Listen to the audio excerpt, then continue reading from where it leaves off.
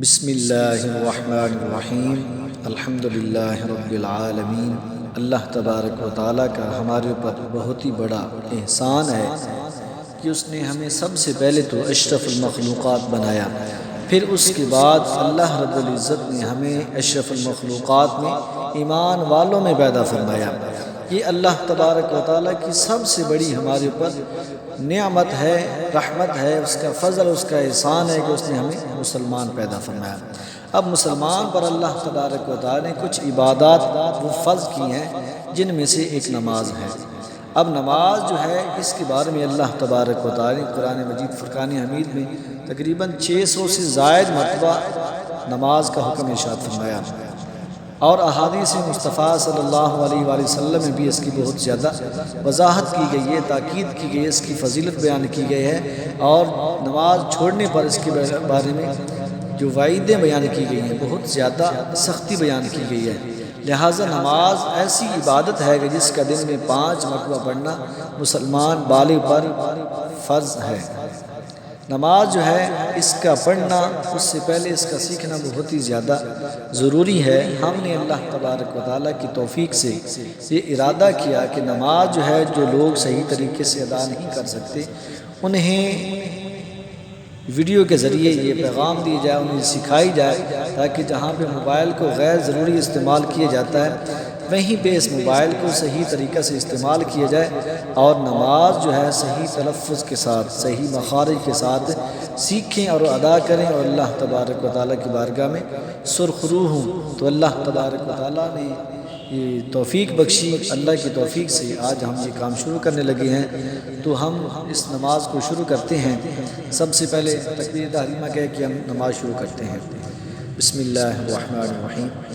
اللہ اکبر، سبحانک اللہم وبحمدک وتبارک اسمک وتعالی جدک۔ کچھ نمازی حضرات جہاں پر وتعالی جدک پڑھتے ہیں، حالانکہ لام کے اوپر کھڑا زبر ہے، تو لام کے اوپر جو کھڑا زبر ہے تو اس کو تو لمبا کر کے پڑھنا پڑے گا، لہٰذا اس کو اس طریقے سے پڑھیں گے، وتعالی جدک ولا الہ غیرک اعوذ باللہ من الشیطان الرجیم، بسم اللہ الرحمن الرحیم۔ اس کے بعد سورۃ فاتحہ شریف پڑھیں گے۔ الحمد للہ رب العالمین الرحمن الرحیم مالک یوم الدین ایاک نعبد وایاک نستعین اہدنا الصراط المستقیم صراط الذین انعمت علیہم غیر المغضوب علیہم ولا الضالین آمین۔ اب یہاں پر ایک مسئلہ سماعت فرما لیں کہ نماز جب امام کے پیچھے پڑھیں گے تو سوائے ثنا کی سورۃ فاتحہ شریف یا کوئی بھی سورت نہیں پڑھیں گے، کیونکہ حدیث پاک میں آیا ہے کہ امام کی قرات مقتدی کی قرات ہے۔ تو جب امام کے پیچھے نماز پڑھنی ہے تو سوائے ثنا کی نہ سورۃ فاتحہ شریف پڑھنی ہے اور نہ ہی کوئی اور سورت پڑھنی ہے۔ اور جب امام اونچی آواز سے قرات کر رہے ہیں، جیسے کہ فجر کی نماز ہے، مغرب کی نماز ہے، عشاء کی نماز ہے، جمعہ کی نماز ہے، عیدین کی نماز ہے، تو اس میں امام صاحب اونچی آواز سے قرات کرتے ہیں۔ جب وہ پڑھیں گے غیر المغضوب علیہم ولا الضالین، تو اس کے بعد آہستہ آواز سے آمین کہنا ہے۔ پھر اس کے بعد امام صاحب جو ہیں وہ قرات کریں گے۔ اگر آپ اکیلے نماز پڑھ رہے ہیں تو پھر آپ پڑھیں گے سورۃ فاتحہ کے بعد سورۃ اخلاص۔ تو ہم یہاں سے پڑھتے ہیں۔ بسم اللہ الرحمن الرحیم، قل هو اللہ احد اللہ الصمد لم یلد ولم یولد ولم یکن له کفوا احد۔